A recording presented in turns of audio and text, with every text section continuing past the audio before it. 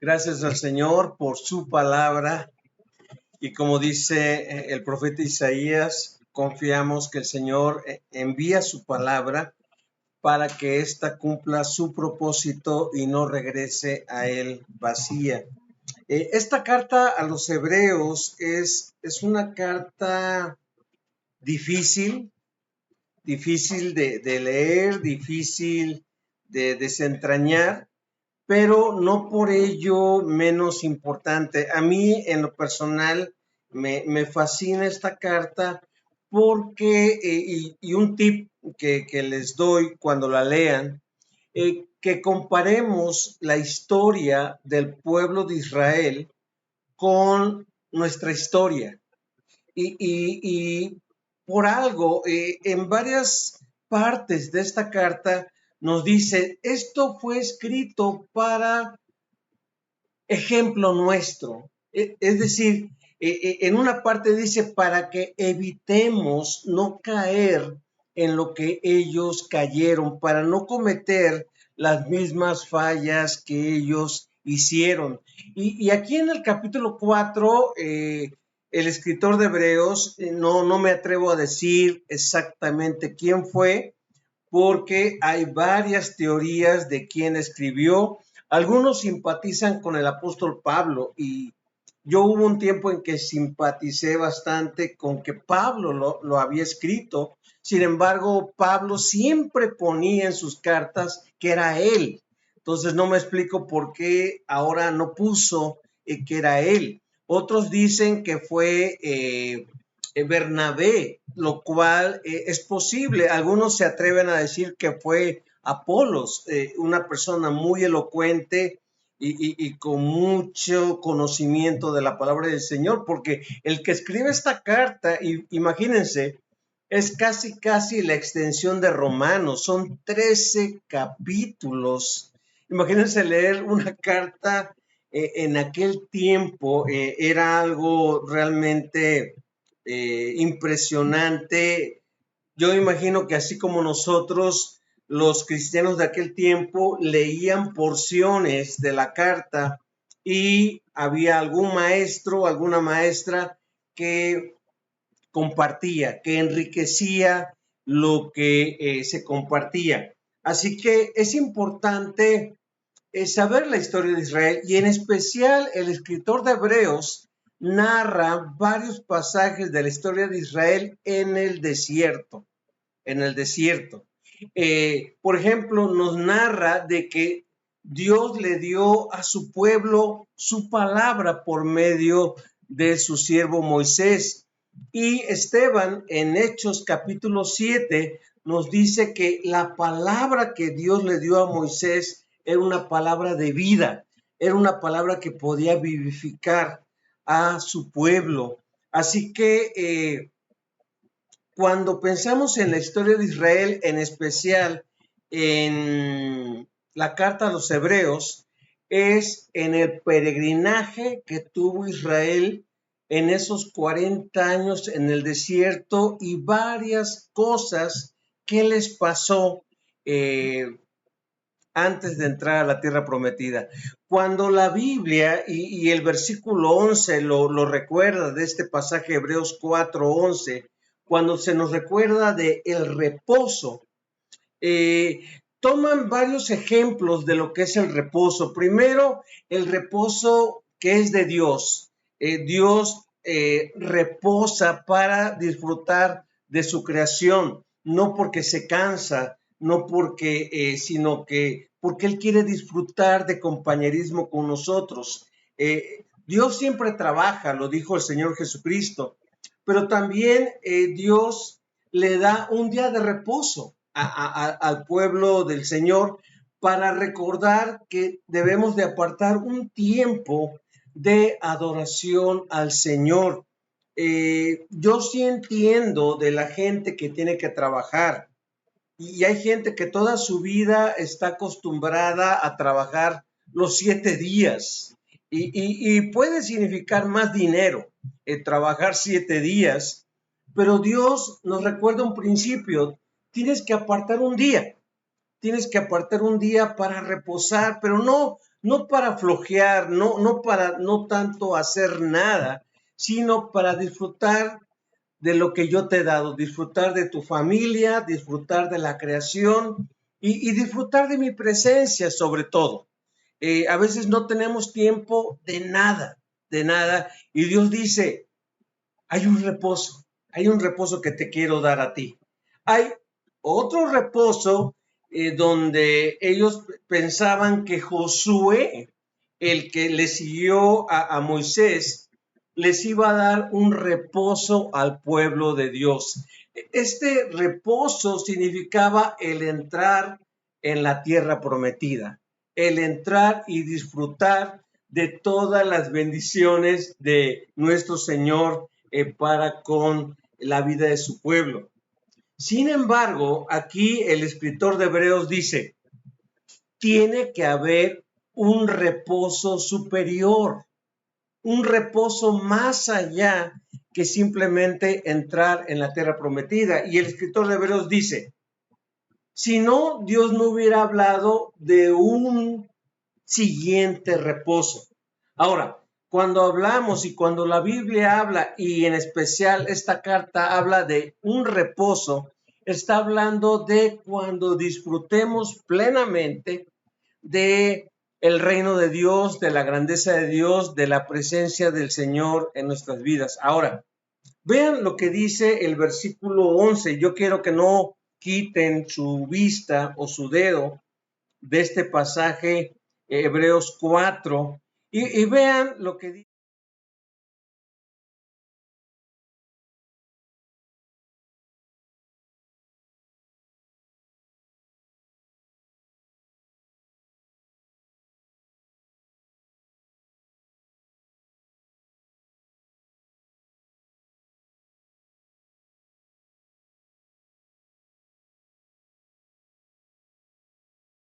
Tenemos que ser diligentes, tenemos que accionar, tenemos que trabajar.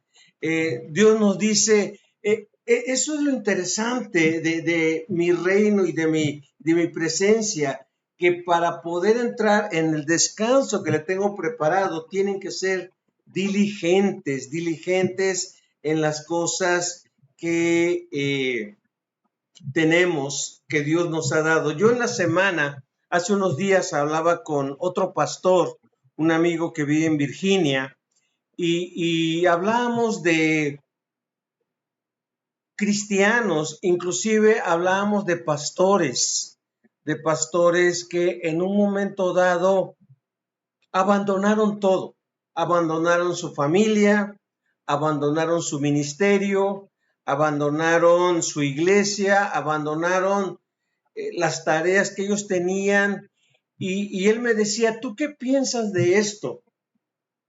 Lo que le decía es, mira, si te refieres a que si eran cristianos o no eran cristianos, es solamente Dios lo sabe. Pero la Biblia también dice que por sus frutos los conoceremos. Y yo pienso que mientras alguien que tropieza y cae tiene oportunidad de arrepentirse, que lo haga. Es decir, que no nos muramos de la vergüenza. Veíamos que Abraham, en la clase que tuvimos hace rato, sí falló, sí pecó, pero él, venciendo su vergüenza, su temor, su culpa, él fue ante Dios. Él invocó nuevamente a Dios y seguramente pidió perdón. Y es el error que muchos cometemos. Tropezamos, caemos, fallamos y nos aislamos, nos encerramos, nos apartamos, nos alejamos. Cuando Dios lo que quiere es, ven, ven a mí, aquellos que están, ¿qué? Trabajados y cargados, y entrarán y disfrutarán mi reposo, mi descanso. Yo les haré descansar. Dice, yo termino esta introducción diciendo, Dios habla, Dios está hablando, sigue hablando, y varias veces en esta carta nos dice, si escuchas hoy su voz, no endurezcas tu corazón. Si escuchas hoy su voz, no endurezcas tu corazón. Por eso yo a este mensaje le titulé basado en el versículo 11, pero más en el versículo que sigue, en el versículo 12, de que debemos de tomar en serio la palabra de Dios. Me gustó hace unas semanas, escuché a mi hijo decir lo siguiente en un mensaje. Él decía, no importa, bueno, sí importa, pero no importa, no, ¿cómo decirlo? No debemos despreciar la palabra por quien se para al frente a predicar. Él decía lo siguiente, puede ser el pastor principal, puede ser un joven, puede ser otra persona, puede ser un anciano, puede ser un líder de la iglesia, puede ser alguien del ministerio, pero si la persona que se para abre la palabra de Dios, debemos de tomar en serio la palabra de Dios. No tanto en un momento dado decir, él va a predicar ahora, mejor me voy. Yo recuerdo cuando estábamos sirviendo en una iglesia en la Ciudad de México, habíamos un staff de varios pastores y había personas que inmediatamente llegaban, le preguntaban a un ujier, oye, ¿y sabes quién va a predicar hoy? Y los ujieres tenían instrucciones de decir, no sé. Pero había personas que decían, no, si va a predicar aquel, yo mejor me voy. Digo, qué triste es poder limitar el poder de la palabra del Señor para cuando se abre, cuando alguien la predica. Si uno es fiel a la palabra, si uno predica la palabra de Dios, uno debe ser, los oyentes debemos de ser sensibles a lo que se habla de la palabra. En un momento dado, sin importar si es una persona joven la que comparte, si es un adulto o si es un anciano el que la comparte. Y gracias a Dios, decía mi hijo, gracias a Dios que el pastor principal, dice, de nuestra iglesia, le está dando oportunidad a los jóvenes de compartir la palabra y de tomarla en serio. Y yo agradezco ese respeto y esa actitud hacia la palabra del Señor de tomarla en serio. Cuando el escritor de Hebreos se está refiriendo a la palabra, vean lo que dice versículo 12. Lo leímos en la Nueva Traducción Viviente. El versículo 12 dice, pues la palabra de Dios es viva y poderosa. Otra versión dice eficaz. Es más cortante que cualquier espada de dos filos. Penetra entre el alma y el espíritu, entre la articulación y la médula del hueso. Deja al descubierto nuestros pensamientos y deseos más íntimos. No hay nada en toda la creación que esté oculto a Dios. Todo está desnudo y expuesto ante sus ojos, y es a Él a quien rendiremos cuenta. Ahora, ¿por qué tomar en serio la palabra de Dios? ¿Y por qué el escritor de Hebreos nos recuerda y nos dice, si escuchas hoy su voz, no endurezcas tu corazón? En primer lugar, el primer pensamiento que les quiero dejar, porque la palabra de Dios es viva. Porque la palabra es viva. ¿A qué se refiere con viva? Es actual. Alguien dijo por ahí, la palabra de Dios es atemporal. ¿Qué significa atemporal? Que no está sujeta a un tiempo. No está sujeta a un tiempo. Es aplicable y es viva en todo tiempo. Es muy interesante que esta palabra fue escrita en un lapso de más o menos 1500 años. Estoy hablando desde el primer escritor Moisés hasta el último escritor Juan, que escribió el Apocalipsis. Desde Génesis a Apocalipsis pasó un lapso de 1500 años. Participaron más de 40 escritores humanos guiados por el Espíritu Santo para dejarnos este tesoro, esta riqueza de la palabra del Señor. Y eran personas de distintos oficios, desde humildes pastores, pescadores, personas con oficios honrados, pero humildes, hasta personas súper preparadas como Moisés, que fue educado en la Universidad de Egipto, como Pablo, que fue un fariseo, un doctor de la ley, como otros escritores, como Lucas, que fue un doctor, y como otras personas preparadas. Pero lo más maravilloso es que, sin importar el oficio que tenían los escritores, inclusive hasta reyes en Israel, hay un hilo, hay una unidad que nos habla del testimonio vivo del Señor Jesucristo. Así que la palabra de Dios es viva. Repito, ¿qué significa? Que cuando yo la lea, no nada más yo lea historias. Es bueno contar historias. Es bueno, yo ya estoy planeando las historias que le voy a contar a mi nieta, a Mila, ¿no? Y cómo la voy a dormir contándole esas historias. ¿Por qué? Porque yo le digo a ella, yo dormí a tu papá contándoles historias. Y mi hijo así bien emocionado, y ya de repente yo tenía la capacidad para dormirlo, contándole historias. Pero qué bueno que se dormía oyendo la Biblia, sabiendo más de la palabra de Dios. Y yo le actuaba, le ponía sonidos y le actuaba las historias bíblicas. Y a la siguiente noche me decía, ¿y ahora qué me vas a contar?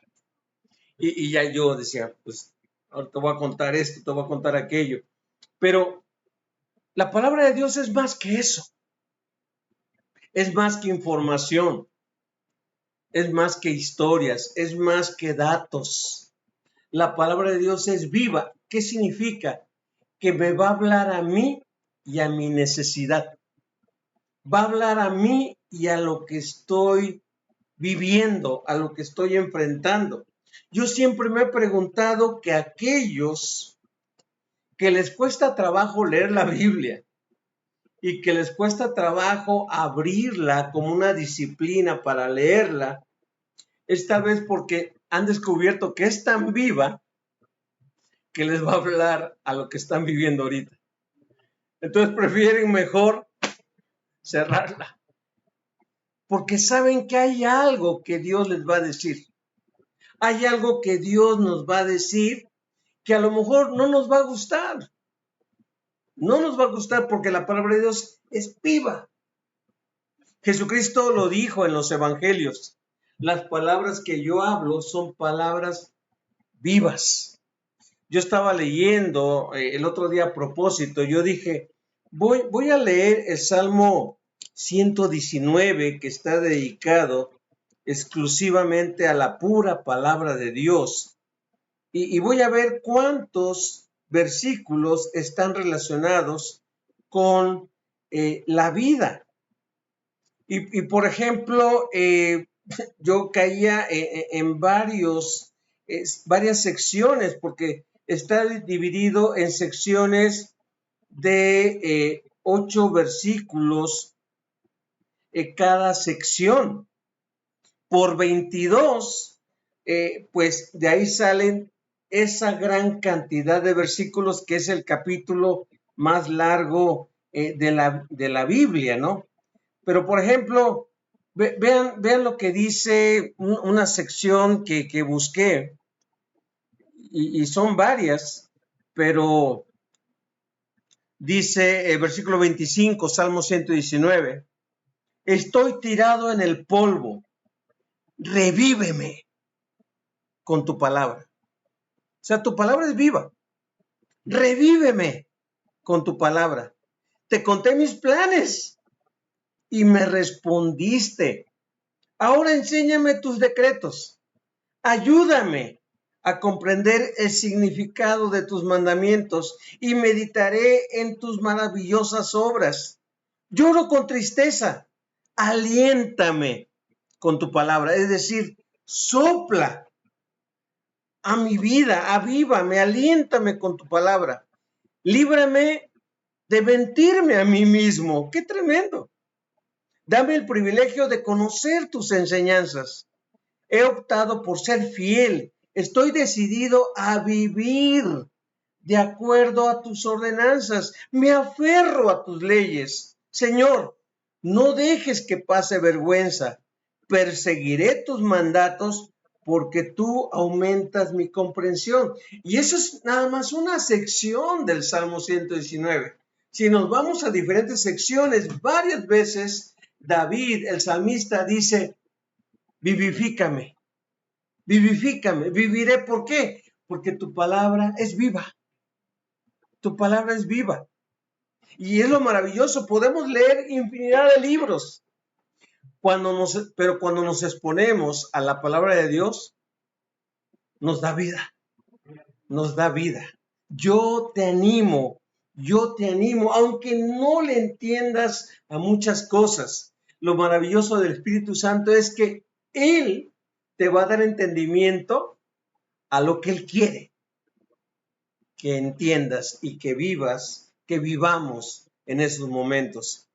En segundo lugar, yo le puse el siguiente pensamiento basado en la Nueva Traducción Viviente. Dice, porque es poderosa. ¿Por qué tomar en serio la palabra de Dios? Porque es poderosa. En el griego, la palabra que utiliza el escritor usa la palabra energía, porque la palabra de Dios es enérgica o energética más bien, es decir, imparte energía. Alguien dijo por allí que eficaz y eficiencia no es lo mismo. Ahora, ¿alguien entiende qué diferencia hay entre eficaz y eficiencia? Lo voy a explicar con el siguiente ejemplo. Estos lentes, para mí, son eficaces porque me ayudan a leer. Pero si yo los tengo aquí, su característica es de que es eficaz, pero no es eficiente si no la uso. Si no uso estos lentes, yo voy a estar tratando de descifrar lo que dice el texto. Pero cuando yo uso esto eficaz y me los pongo, se convierte en eficiente para mi vida. Es el mismo pensamiento que yo les he dicho a varias personas. Me dice un compañero, el virus es un invento del hombre. Digo, ok, es un invento del hombre, sí, estoy de acuerdo contigo. No, las vacunas también, es nada más, quieren imponer un gobierno mundial y esto y aquello. Digo, ¿y cuál es tu problema? Pues yo no me voy a poner ninguna vacuna. Digo, oye, la vacuna es eficaz. Es eficaz. Si hay negocios atrás de eso, no sé, pero es eficaz. Y a este compañero le dio el COVID. Le dio el COVID y estaba poniendo, por favor, oren por mí. Dice, oren por mí, apenas puedo respirar. Y yo estaba viendo, a ver quién le pone, ya te pusiste la vacuna. Okay. Dice, oren por los que se acuerden de mí, oren por mí. Digo, pues él estaba diciendo que él mucho ejercicio, muy fuerte, muy esto, muy aquello, ¿no? Inclusive uno vacunado se puede contagiar, pero uno vacunado puede experimentar la eficiencia o la eficacia de la vacuna de que el virus no va a golpear tan fuerte como si uno no tuviera vacuna. No me están pagando ni estoy promoviendo ningún tipo de vacuna, pero yo quiero que vean la eficacia y la eficiencia. Repito, estos lentes son eficaces para mí, a lo mejor para otra persona no, pero al usarlos yo compruebo su eficiencia porque puedo leer perfectamente lo que yo quiera leer. Sin ellos no son eficientes para mí. Y así pasa con la Biblia. La Biblia es eficaz, pero es eficiente también. Y aquí te quiero hablar de la diferencia con las vacunas y con los lentes. La Biblia, aunque no la quieras oír, sigue siendo eficiente. ¿A qué me refiero con esto?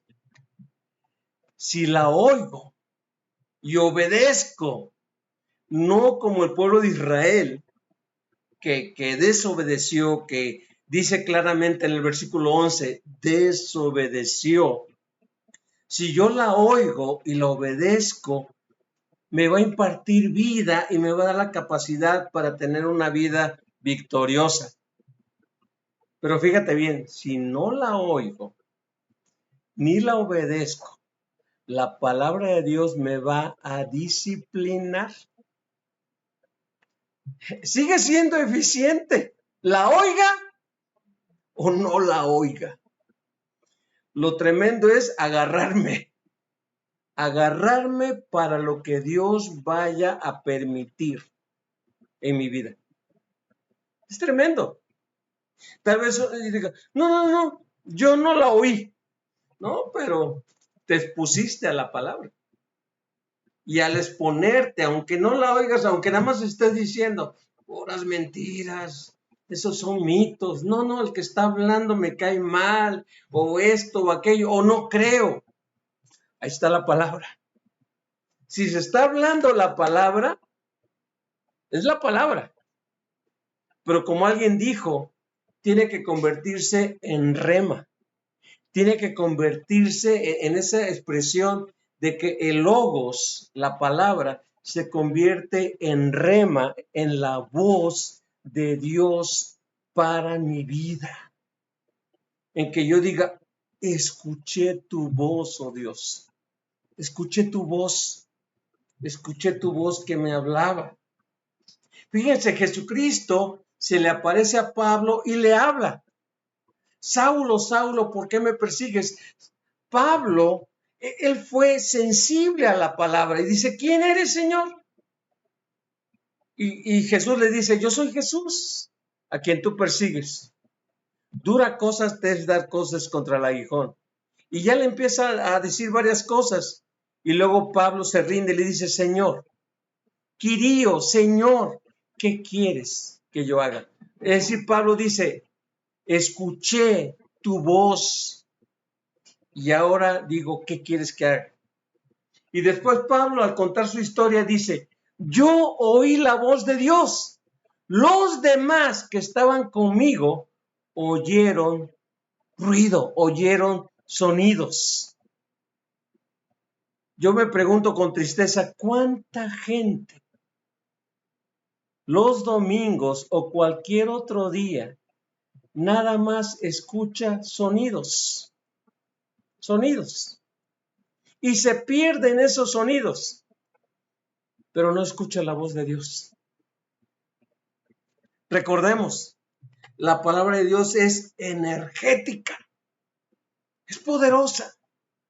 No es como un cuento, no es como cualquier otra historia o historieta en la que nos podamos divertir. Es poderosa. Y si tú y yo nos exponemos a la palabra de Dios, la palabra de Dios te va a dar energía y va a producir energía para que tú y yo hagamos la voluntad del Señor. En último lugar, ¿por qué tomar en serio la palabra de Dios, porque es penetrante. Es decir, otra versión dice, porque discierne, porque ella te descubre lo que hay dentro de ti. Nosotros a veces no lo descubrimos. Nosotros a veces ni sabemos. Dice que parte, penetra y parte. Dice la Biblia en Jeremías que engañoso es el corazón, más que todas las cosas. A veces ni nosotros mismos podemos explicar lo que sentimos, o por qué hacemos lo que hacemos, o por qué pensamos lo que pensamos. A veces tenemos que descubrir que pensamos porque mi papá pensaba así, o porque mis abuelos pensaban así, o porque tal amigo pensaba así. Pero Dios quiere que pensemos con la mente de Cristo. Y por eso la palabra, cuando me expongo a ella, es más corta. Fíjense bien, aquí el escritor está usando lenguaje figurado. Dice, es más que espada de dos filos. Y está diciendo que la palabra de Dios, a donde quiera que se mueva, va a cortar, va a penetrar. La ventaja de una espada de dos filos es que, a diferencia de la que nada más tenía un filo, cuando una espada nada más tenía un filo o una daga tenía nada más un filo, se tenía que usar el lado correcto. Porque si no se usaba el lado correcto, el otro no lastimaba o no producía lo que uno buscaba. La palabra de Dios, se use de una manera o de otra, va a penetrar. Hay personas que una misma palabra de Dios a uno consuela y a otro llama la atención. Hay personas que dicen, wow, yo necesitaba fortalecer mi fe en este aspecto. Y oí la palabra de Dios, oí la voz de Dios y Dios me reconfortó. Otra persona la escucha y dice, ¿a ti te reconfortó? No, a mí me sacudió. Porque yo tenía que corregir esto de mi vida. Vean, la misma palabra. Alguien dijo por ahí que la palabra de Dios debe de reconfortar al desalentado e incomodar al confortado. Aquel que está bien comodito lo debe de decir, te falta más, tienes que meterte más. Y aquel que está inconforme o desalentado por las cosas que está viviendo, la palabra de Dios le reconforta. Aquí el escritor está diciendo, vean, no es de que la palabra literal parta las coyunturas y saque el tuétano. Lo que está diciendo es tan penetrante que ve aún las cosas más ocultas. Tú, para descubrir el tuétano tienes que escarbarle al hueso. Hay personas que dicen, ¿cómo me encanta el tuétano? A mí no. Pero hay personas que agarran los huesos, les escarban y hasta le chupan y no sé qué tantas cosas le hacen a los huesos, cuando están comiendo. Cuando están comiendo. Pero lo que está diciendo aquí la palabra de Dios es que es tan penetrante que aún lo que no se puede ver a simple vista, lo que está bien profundo, bien oculto dentro de nosotros, que no se ve a simple vista, la palabra de Dios penetra. Y cuando dice que descubre las intenciones del corazón, en el griego usa la palabra critica. La palabra critica, es decir, te va a decir lo que te está motivando a hacer lo que haces. Te va a criticar lo que estás pensando al hacer lo que estás haciendo. Y Muchas veces la crítica no nos gusta. Te voy a poner un ejemplo que leí hace poquito de esto. David, él dijo, no es bueno que el arca de Dios esté en este lugar, en la casa de fulano de tal, a que esté en un lugar de adoración. Entonces David lo que dijo es, voy a transportar el arca a tal lugar. ¿Y cómo lo voy a hacer?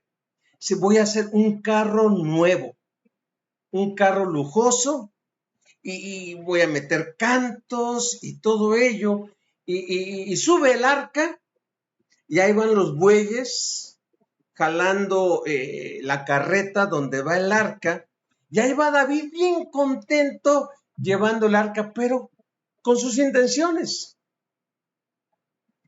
Tal vez alguien que no conocía las intenciones de David es, wow, cuánto ama David a Dios. David quiere llevar el arca para adorar a Dios y todo ello. Y un pobre hombre o un buen hombre llamado Usa dice que iba vigilando la transportación del arca. Dicen que en una ocasión los bueyes en el camino, dice que tropezaron con unas piedras y el arca se empezó a tambalear. Este pobre hombre Usa dice que mete la mano para que el arca no se cayera y sufriera una humillación. O sea, ¿qué intención tenía Usa? Colaborar con el deseo de David. Dice que toca el arca y ¿qué pasa con Usa? Cae muerto, cae muerto. Y uno dice, Dios, pero si te quería ayudar, Dios, pero si era un buen deseo. Y dice que fue un dolor terrible, terrible. De repente David se acuerda de leer la palabra de Dios y abre la Biblia y dice, cuando transportes el arca, transpórtala con 4 levitas, 2 adelante y 2 atrás. Yo nunca dije que con un carro. Yo nunca dije que con unos bueyes jalando un carro. David, son tus pensamientos, pero tus buenas intenciones no es lo que yo digo. Tal vez tú tengas muy buenas intenciones para servir a Dios, para hacer cosas para Dios, pero si no se sujetan a la palabra, por eso la palabra de Dios penetra.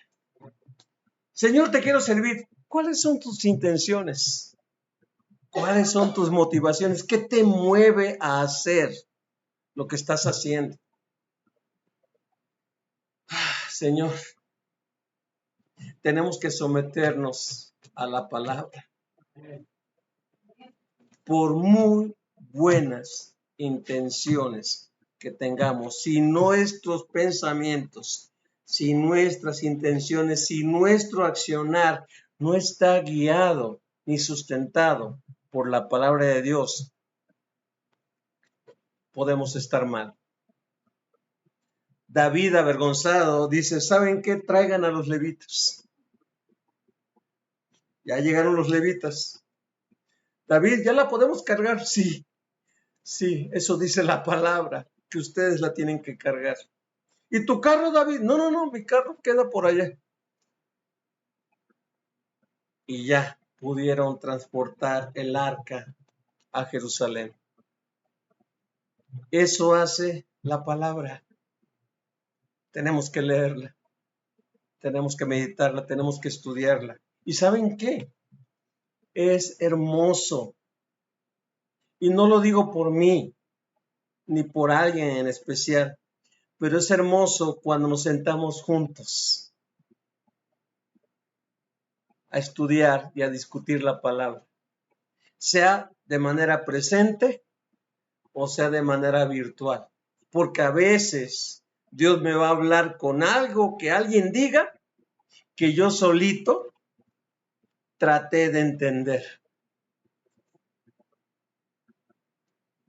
Sujetémonos y sometámonos unos a otros a ser enriquecidos con la palabra del Señor, porque es penetrante y va a penetrar y va a destruir y va a lo más profundo de nuestro ser. No de que el alma y el espíritu se puedan separar, porque somos una unidad, pero sí el área que le corresponde a Dios va a llegar a nuestro espíritu, pero también va a deleitar nuestra alma, nos va a llenar de gozo, porque el espíritu se va a gozar en la presencia del Señor.